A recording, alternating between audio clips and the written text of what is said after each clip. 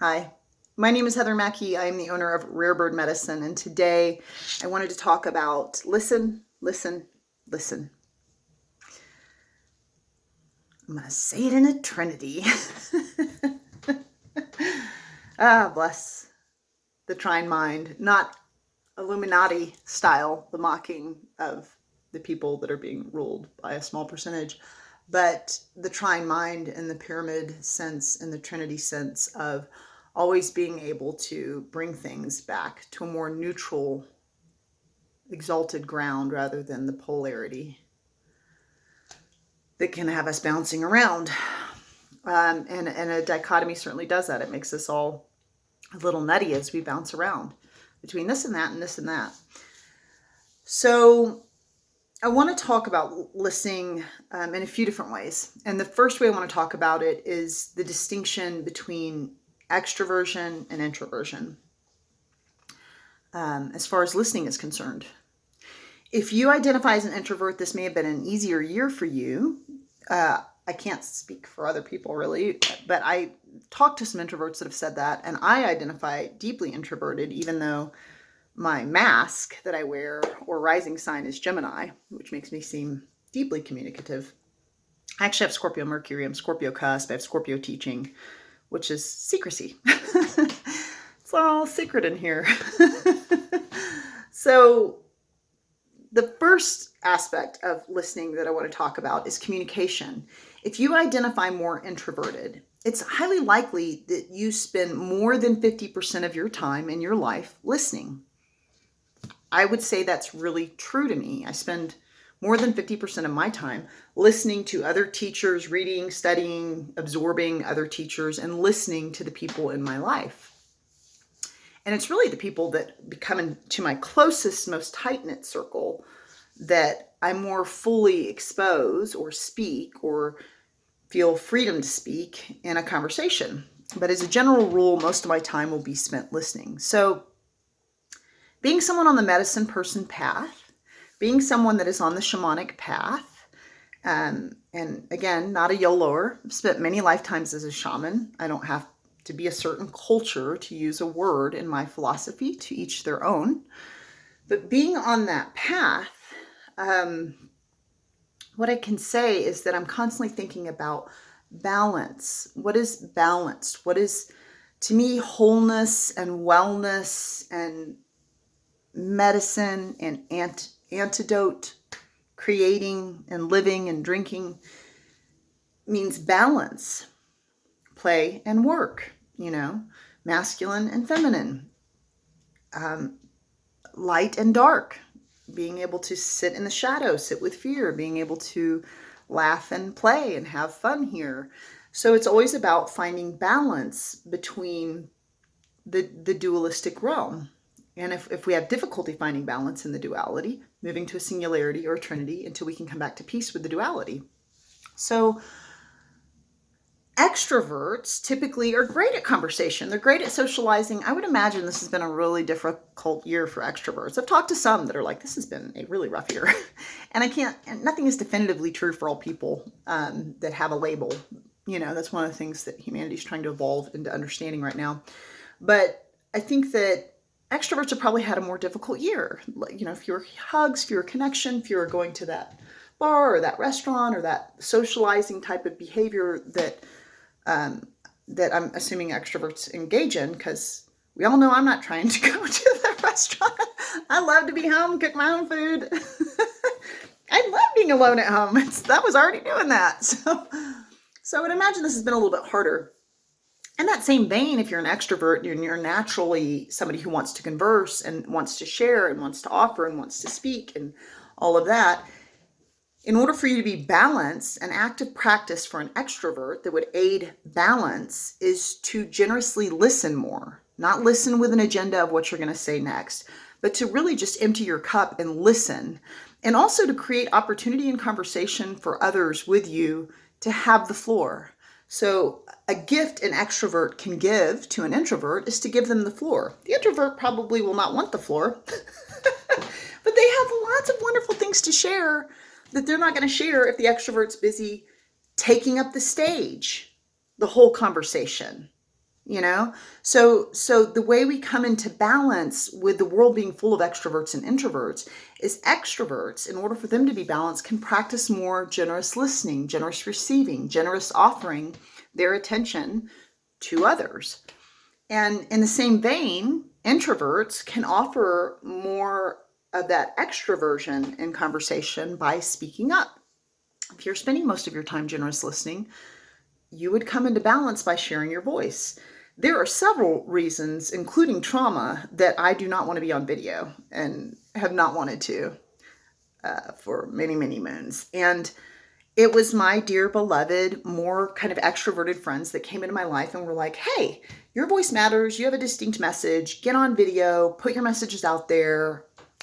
Get on it. Come on. Don't be shy. Get out there.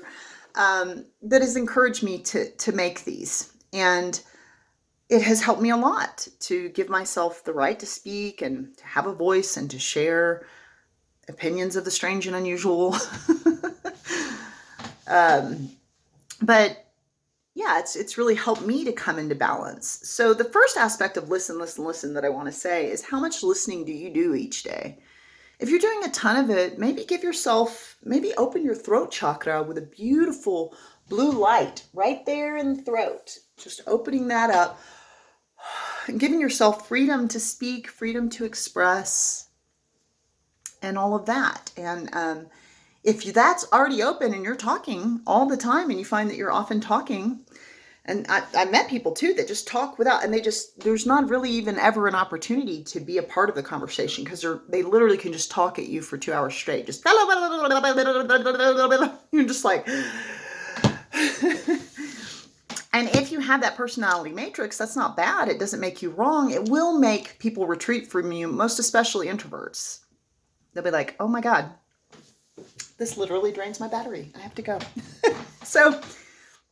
So the way we can all hear each other better and we can communicate better is to bring our individual personality matrices into balance with that topic. The other aspect of listen that I wanted to speak to, and this was the larger message coming through last night, it was just vibrating in me, is to take time each day to listen to you. I've been a guide and an intuitive, offering intuitive services for many, many, many years now. And in that, my guides often, as I open up my channel and let Spirit speak through me, often offer the message of sit for 5 minutes a day, 30 days straight. They say that all the time to all types of different clients. For some, it might be sit for 5 minutes a day, for like a heteronormative female that has been single forever and is sad. They'll be like, sit for 5 minutes a day, cherishing men for 30 days.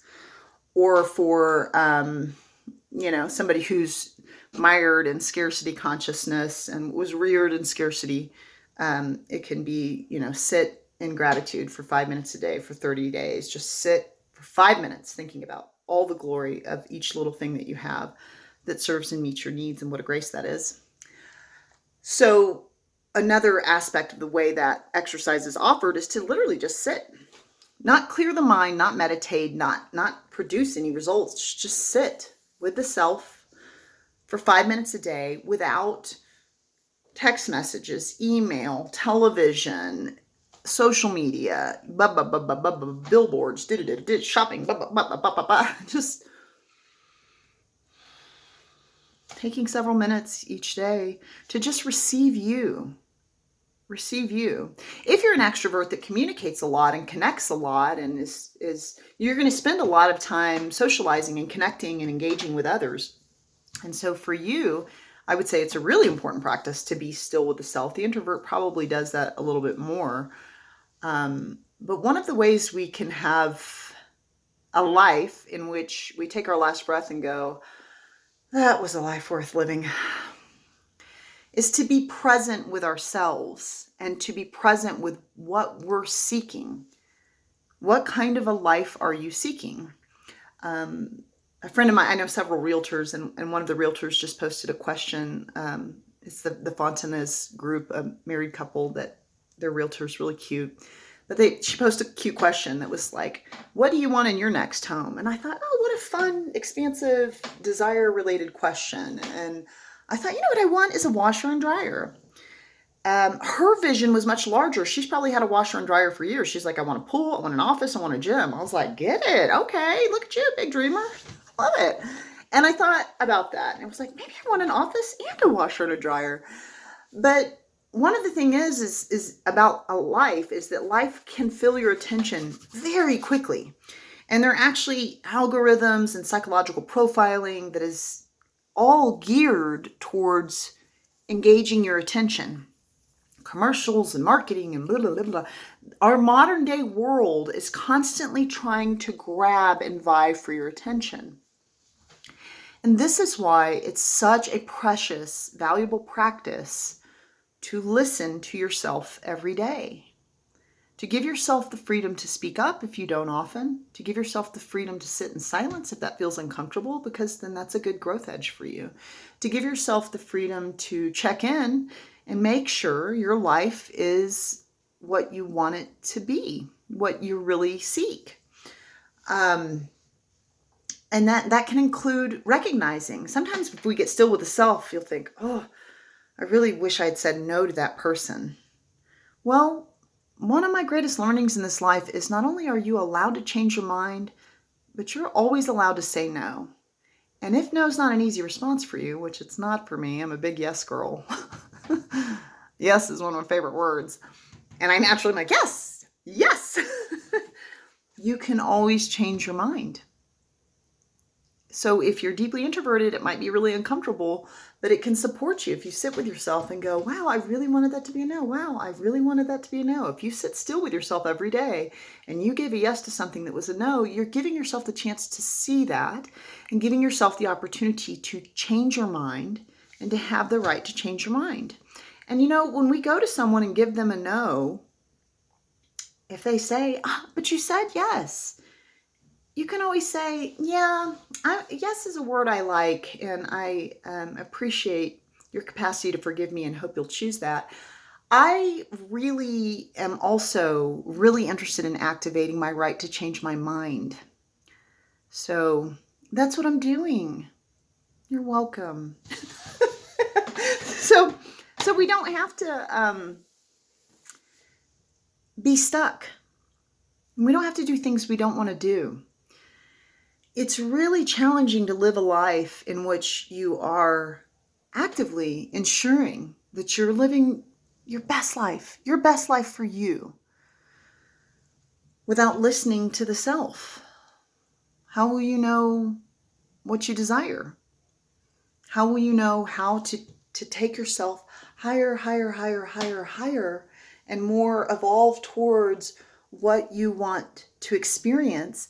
Because, as I often like to say, death is coming for you like a freight train. Choo-choo! It's on its way. It's going to knock you out of the body for sure. For sure. You get to die. Oh, you get to die, you lucky, lucky being. Before that comes, which we know it's coming, it's on its way right now. It'll be there eventually.